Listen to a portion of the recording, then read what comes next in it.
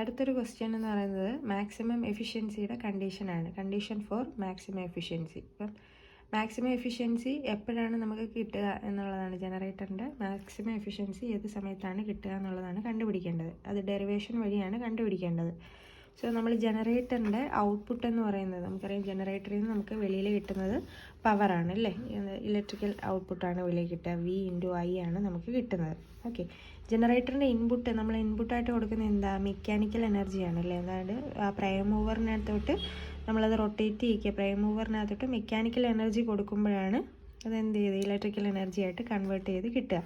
So ഇൻപുട്ടിനെ നമ്മളെങ്ങനെ ഔട്ട്പുട്ടിൻ്റെ ടേംസിലായിട്ട് എഴുതാനായിട്ട് നോക്കുകയാണ്. സിൻസ് അത് മെക്കാനിക്കൽ എനർജി ആയതുകൊണ്ട് നമ്മൾ ഔട്ട്പുട്ടിന് V/I എന്ന് എഴുതി അല്ലേ. അപ്പോൾ ഇൻപുട്ട് എന്തെന്ന് പറയുന്നത് എന്തായിരിക്കും, ഈ ഔട്ട്പുട്ടിൻ്റെ കൂടെ നമ്മൾ കൊടുത്ത ഇൻപുട്ട് ഫുള്ളായിട്ട് നമുക്ക് ഔട്ട്പുട്ടിൽ കിട്ടില്ല. ഇൻപുട്ടിൽ കുറച്ച് എമൗണ്ട് ലോസ് ഉണ്ടാവും അല്ലേ, നമ്മൾ പഠിച്ചല്ലോ, കോൺസ്റ്റന്റ് ലോസും കോപ്പർ ലോസും അല്ലേ. അപ്പോൾ എന്ത് ചെയ്യുക, ഔട്ട്പുട്ടിൻ്റെ കൂടെ ഈ ലോസും കൂടി കൂട്ടിക്കഴിഞ്ഞാൽ നമുക്ക് കിട്ടുന്നതാണ് ഇൻപുട്ട് അല്ലേ. അപ്പോൾ ഔട്ട്പുട്ടിന് നമ്മൾ V/I എന്ന് എഴുതി. പ്ലസ് ലോസസ് 2 ടൈപ്പ് ഉണ്ട്, കോൺസ്റ്റന്റ് ലോസും കോപ്പർ ലോസും. ഓക്കെ, കോപ്പർ ലോസിന് നമ്മൾ I² ലോസ് എന്നാണ് എഴുതുക. അപ്പോൾ അതുകൊണ്ട് നമുക്ക് വീണ്ടും ഒന്നുകൂടി എഴുതാം, V/I plus WC plus I²R. Okay, ഇനി എഫിഷ്യൻസിയുടെ ഇക്വേഷൻ നമുക്കറിയാം. Efficiency is equal to output by input എന്നാണ് അല്ലേ. ഔട്ട്പുട്ട് എന്ന് പറയുന്നത് എന്താ, V/I ഡിവൈഡഡ് ബൈ ഈ പറഞ്ഞ ഈ മൊത്തം ടേമും V/I plus WC plus I²R. Okay, അത് എഴുതി. ഓക്കെ, കുഴപ്പമില്ലല്ലോ. ഇനി അതിൽ നിന്ന് നമ്മൾ എന്താ ചെയ്യുകയെന്ന് വെച്ചാൽ ഈ V/I എന്ന് പറയുന്ന ആ ടേമിനെ ഞാൻ കോമൺ ആയിട്ട് വെളിയിലെടുക്കാൻ പോവാണ്. അപ്പോൾ ഇവിടുന്ന് VI പോവും, ഇവിടുന്ന് ഒരു VI പോവും, ഇവിടെ ഒന്നും VI ഇല്ല അല്ലേ. അപ്പോൾ അതിൻ്റെ എല്ലാം ഡിനോമിനേറ്ററിൽ താഴെയായിട്ട് VI വരും.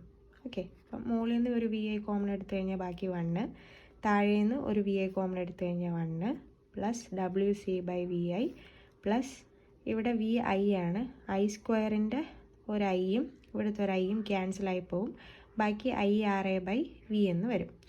ഇനി മാക്സിമം എഫിഷ്യൻസി കിട്ടാൻ വേണ്ടിയിട്ട് നമ്മൾ എന്താ ചെയ്യുക, എഫിഷ്യൻസി മാക്സിമം ആവണമെങ്കിൽ ഈ ഡിനോമിനേറ്റർ എന്ന് പറയുന്നത് മിനിമം ആയിരിക്കണം അല്ലേ, ഡിനോമിനേറ്റർ 0 ആയിരിക്കണം. സോ നമ്മളിതിനെ ഡിഫറൻഷ്യേറ്റ് ചെയ്യാൻ പോവാണ് വിത്ത് റെസ്പെക്ട് ടു ഐക്ക് വിത്ത് റെസ്പെക്ട് ടു ഇതിനെ ഡിഫറൻഷ്യേറ്റ് ചെയ്യാൻ പോവാണ്. കാരണം I ആണ് ഇവിടെ വേരി ചെയ്യുന്നത്, ബാക്കിയെല്ലാം കോൺസ്റ്റൻ്റ് ആണ്. സോ ഐക്ക് വിത്ത് റെസ്പെക്ട് ടു നമ്മളതിനെ ആ ഡിനോമിനേറ്ററിനെ ഡിഫറൻഷ്യേറ്റ് ചെയ്യുക, ഈക്വൽ ടു 0 ഇടുക. ഓക്കെ, D/DI ഓഫ് ഡിനോമിനേറ്റർ ഈ ഹോൾ ടേം നമ്മൾ എടുക്കുകയാണ്.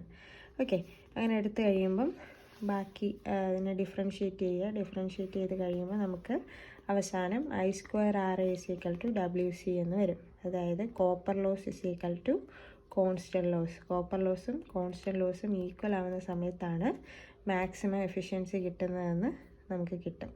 ഓക്കെ, ഇനി നിങ്ങൾക്ക് ഡിഫറൻഷ്യേറ്റ് ചെയ്യാനൊന്നും അറിയാത്ത കുട്ടികളാണെങ്കിൽ ഈ ടേം ഇങ്ങനെ എഴുതുക. അതിനുശേഷം എന്താ ദാണ്ട് ഇത് എഴുതിയിരുന്നാൽ മതി, WC is equal to I²RA എന്ന് എഴുതിയിരുന്നാൽ മതി. ഇതൊന്നും ഞാൻ എക്സ്പ്ലെയിൻ ചെയ്യുന്നില്ല, ഇതൊരു ഡീറ്റെയിൽഡ് ക്ലാസ് അല്ലാത്തതുകൊണ്ടാണ്. ജസ്റ്റ് പാസ്സായി പോകാൻ വേണ്ടിയിട്ട് സപ്ലൈ ഉള്ള കുട്ടികൾക്ക് വേണ്ടിയിട്ട് എടുക്കുന്ന കാരണമാണ് ഞാനിതൊന്നും ഡീറ്റെയിൽഡായിട്ട് എക്സ്പ്ലെയിൻ ചെയ്ത് പറയാത്തത്.